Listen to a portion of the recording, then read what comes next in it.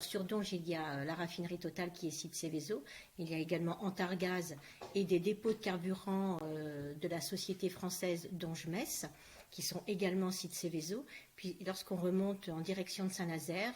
vous allez retrouver une entreprise chimique Yara qui fabrique des engrais, qui est Seveso Seuil Haut, un terminal méthanier qui est également Seveso Seuil Haut, puis tout un tas de petites entreprises qui travaillent aussi pour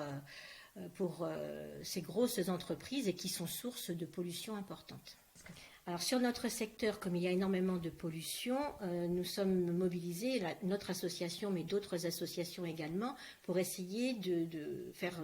reculer ces pollutions. Et il se trouve qu'en 2013, il y a eu des rapports, un premier rapport de l'ORS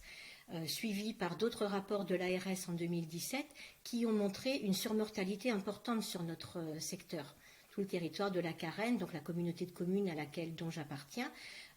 malheureusement est impacté par un pourcentage important de surmortalité précoce, 28% par rapport au plan national. Donc notre association avec d'autres a entamé un travail pour essayer de comprendre les origines de cette surmortalité avec une supposition que les pollutions émises par les industriels n'y étaient pas étrangères. Donc mobilisation pour essayer de faire bouger les pouvoirs publics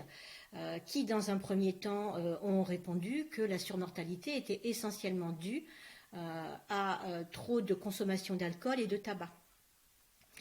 Heureusement que les médias étaient à ce moment-là présents puisque nous avons pu, grâce aux médias,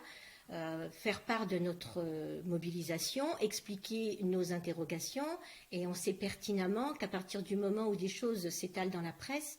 les pouvoirs publics ne sont pas tout à fait satisfaits de ce qui se dit, de ce qui se colporte. Donc ça a certainement provoqué un petit peu plus de remue-ménage qu'ils n'en souhaitaient au départ. Notre mobilisation plus le relais dans les médias a permis finalement d'aboutir, alors pas à ce que nous souhaitions, puisque nous souhaitions une enquête épidémiologique, mais pour le moment une étude de zone qui est censée recenser les polluants principaux et peut-être déboucher sur une enquête épidémiologique. Donc c'est vrai que nous ne sommes pas tout à fait satisfaits de ce travail-là, mais nous savons aussi que nous pouvons compter sur le service public